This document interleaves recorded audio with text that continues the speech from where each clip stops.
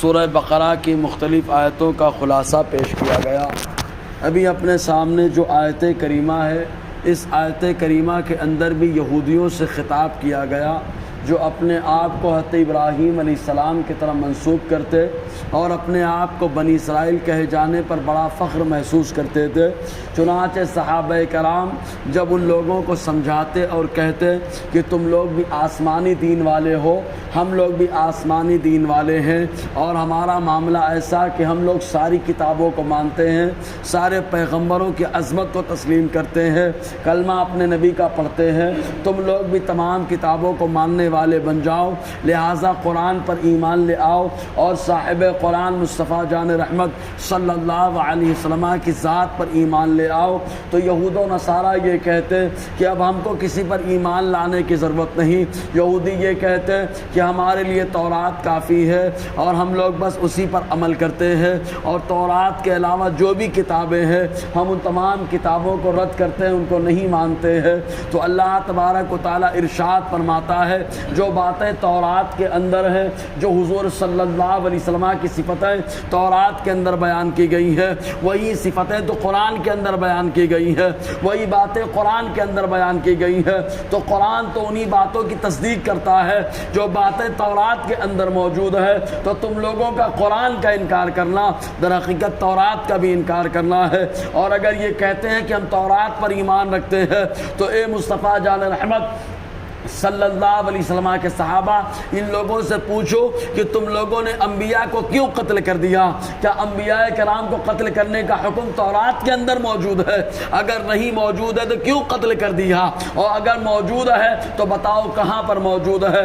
اس طریقے سے اللہ تبارک و تعالیٰ نے ان کے دعوے کی جو کھوکھلے پن کو ظاہر فرمایا۔ اللہ تعالیٰ ارشاد فرماتا ہے وَإِذَا قِيلَ لَهُمْ آمِنُوا بِمَا أَنزَلَ اللَّهُ، اور جب ان یہودیوں سے کہا جاتا ایمان لاؤ اس پر جو اللہ نے اتارا ہے، قالوا کہتے نؤمن بما انزل علینا ویکفرون بما وراءہ، اور تو کہتے ہم اس پر ایمان رکھتے ہیں جو ہم لوگوں پر اتارا گیا اور اس کے علاوہ باتوں کا انکار کرتے ہیں۔ چنانچہ ایمان والوں کی شان جن کو اللہ تعالیٰ نے قرآن صاحب قرآن بنایا، حضور صلی اللہ علیہ وسلم کی امت میں رکھا، ہم ایمان والوں کی شان کے بارے میں اللہ تعالیٰ یوں فرماتا ہے یؤمنون بما انزل الیک وما انزل من قبلک، یہ ایمان والوں کی یہ شان ہے کہ جو حضور پر اترا اس پر ایمان رکھتے ہیں، اور جو حضور سے پہلوں پہ اترا ان پر بھی ایمان رکھتے ہیں، یعنی تورات و انجیل و زبور پر بھی ایمان ہے اور قرآن مقدس پر بھی ایمان ہے۔ اس کا ذکر اللہ تعالیٰ قرآن میں کر رہا ہے، لیکن یہودیوں نے کہا جو ہم پر اترا ہم خالی اسی کو مانتے ہیں اور اس کے علاوہ تمام باتوں کا انکار کرتے ہیں۔ رب فرماتا ہے وَهُوَ الْحَقُّ مُصَدِّقًا لِمَا مَعَهُمْ، یہی قرآن حق ہے جس کا یہ لوگ انکار کرتے ہیں۔ قرآن کو حق بھی کہا گیا، قرآن کو سچ بھی کہا گیا، لیکن حق اور صدق کے درمیان تھوڑا سا فرق ہوتا ہے۔ صدق یہ ہے کہ جیسا ہوا ہے ویسے ہی بندہ کہہ دے، اور حق یہ ہے کہ بندہ جو کہے ویسے ہی ہو جائے۔ تو قرآن کا معاملہ ایسا ہے کہ قرآن صادق بھی ہے، قرآن حق بھی ہے، قرآن وہی بتاتا ہے جو ہو چکا ہے، اس اعتبار سے قرآن صادق بھی ہے، اور قرآن نے جیسا بتا دیا اللہ تعالیٰ ویسے ہی فرما رہا ہے، اس اعتبار سے قرآن سراپا حق ہے۔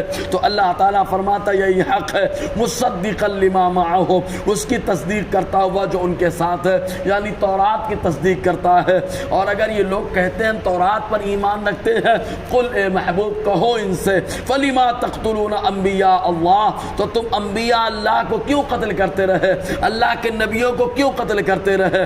آخر کیا وجہ تھی؟ کیا قرآن تورات اس کی تعلیم دیتا ہے؟ اگر نہیں دیتا تو کیوں قتل کر دیا؟ من قبل، پہلے، ان کنتم مؤمنین، اگر تم لوگ ایمان رکھنے والے ہو۔ اس طریقے سے اللہ تعالیٰ نے ان کی تردید فرمائی۔ بہرحال انبیاء کرام کا قتل کرنا یہ بہت بڑی بے ادبی اور گستاخی ہے۔ انبیاء کرام کی شان میں نازیبا کلمے کا استعمال کرنا یہ بھی گستاخی ہے۔ چنانچہ ایک روایت میں آیا قاضی ابو یوسف رحمۃ اللہ علیہ دسترخوان پر جلوہ افروز، چنانچہ آپ نے ارشاد فرمایا کدو شریف کو دیکھتے ہوئے کہ آقا علیہ السلام کو کتنا زبردست یہ پسند تھا، حضور صلی اللہ علیہ وسلم بڑے شوق سے تناول فرماتے، چنانچہ وہاں پہ ایک شخص دسترخوان پر موجود، اس نے کہا لیکن مجھے نہیں پسند ہے۔ قاضی ابو یوسف فرماتے ہیں اگر میرے ہاتھ میں تلوار ہوتی تو میں تیری گردن مار دیتا، اس لیے کہ یہاں تذکرہ مصطفیٰ کی پسند کا چل رہا ہے اور تو آقا علیہ السلام کے پسند کے مقابلے میں کہہ رہا ہے کہ مجھے نہیں پسند ہے۔ تو یہ انبیاء کرام کی ادنا سی گستاخی، یہ آدمی کے ایمان کی تباہی اور بربادی کا ذریعہ ہے۔ تو اللہ تعالیٰ فرماتا ہے ان سے پوچھو کیوں شہید کرتے رہے اگر یہ لوگ ایمان والے ہیں۔ انشاءاللہ اور آگے گفتگو رہے گی۔ اللہ تعالیٰ ہم سب کو فیضان قرآن، برکات قرآن سے مالا مال فرمائے۔